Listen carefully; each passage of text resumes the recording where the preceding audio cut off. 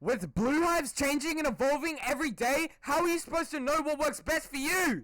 In this video, I will be explaining the best hive compositions, the best amulets, the best bee quips, the best macro settings, and more! If you have any questions or queries, join the Discord server in the description below. We have many endgame players willing to help you out.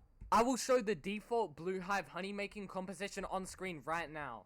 You can swap out many bees, such as Vicious Bee. You could add that back to your hive if you want to do Robo Challenge or just wanna kill bosses faster with the hive bonus. You could remove a certain amount of tadpoles, like you could go down to 8 tadpoles, you could go up to 12 tadpoles, depending if you're underfilling or overfilling. You could go up to 20 buoyants or as low as 16 buoyants. You can also add extra music bees or less music bees depending on your polar power, your ability rate, and your mutations. You can also add a puppy bee if you have the reindeer antlers bee quip, or you want to level up your hive quicker. Another thing you can do is swap out exhausted bee for shocked bee, or vice versa. I've been seeing many early blues try to use the diamond hive meta, which I will show on screen.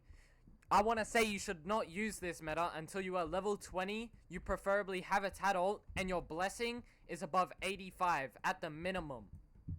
For anyone who can't afford a full mythic hive, you can run a comp similar to this that I will show on screen right now.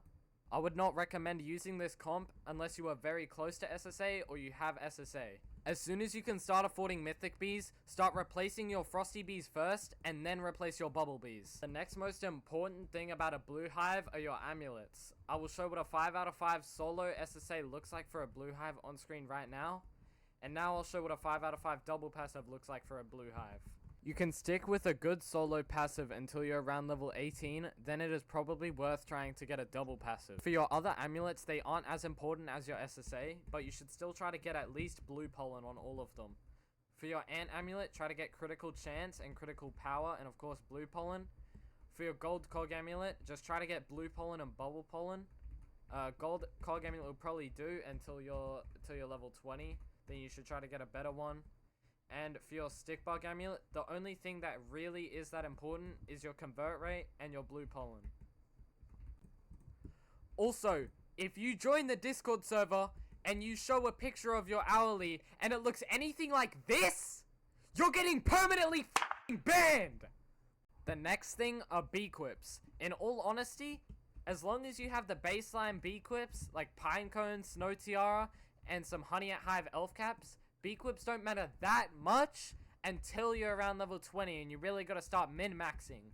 So just try to buy the pine cone from the Beesmith catalog, try to buy the snow tiara, and the reindeer bundle is pretty good. So try to get a lip balm even if it's shitty. See, I have maybe the worst lip balm on planet Earth, but it's better than nothing. Now for your macro settings, I'll be showing the Natro macro settings because this is currently the best macro for honey making as a blue hive. If you can't use Natro macro, maybe you're on Mac, you can go look for another guide, you fucking pussy. I've used many different gather patterns, and Kettle is the best that I've tried. It's best with Tide Popper, but it also works well with the wand because the shurikens pop bubbles. Always do until 10 minutes, always do 2 hive by walk. For your collect tab, if it's honey day, turn off everything here. Turn off everything, as a matter of fact, except for your gather, obviously, because then how the f are you gonna make honey? So yeah, turn on clock for the buff and for tickets. If you're in a full server with other blue hives, you should turn Mundo buff on. You can turn the Beesmith stuff on if you want, but keep in mind, the longer that you're out of the field, the less honey you're making, you know? So I have Samovar turned off because I watched my macro miss every single token when it claimed it. I don't know if that's fixed or not. So yeah, this is all up to you. Kill, I usually have Kill Spider on. But turn off Allow Gather Interrupt if you want to make honey. Otherwise, that's going to put a big dent in your honey. For boost, if you want to use extracts, just put your blue extracts in your second slot and do gathering 10 minutes. Field boost, just do blue always because you could get pine tree field boost, which is 100% more pollen in that field, which is, you know, obviously crazy. If it's honey day and you have like 3,000 dice, use the auto field booster. If you have any questions, join the Discord server in the description.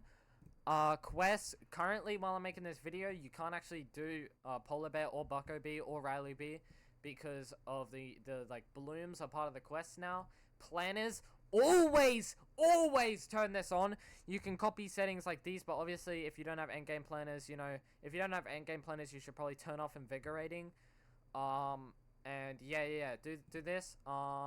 Setting status, you can, if you want to figure out how to do this to get hourly reports like this on screen, then figure out how to do this. If you don't know how, join the Discord.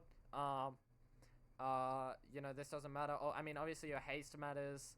I mean, your fucking movement speed, you know what I'm saying? Yeah, convert balloon always. Choose the hive slot that you're on, so I'll do 3, yep. Miscellaneous, yeah, okay, so yeah, that's it, yep. Blue hives are all about experimenting, trying different bees, trying different bee equips, trying different gather settings, trying different planner settings, trying different boost settings, trying different amulets, trying different buffs, trying different gear, trying different stickers, trying different macro servers, trying different ults, trying different masks, trying different routers, trying different graphics cards, trying different regions, trying different computer processing,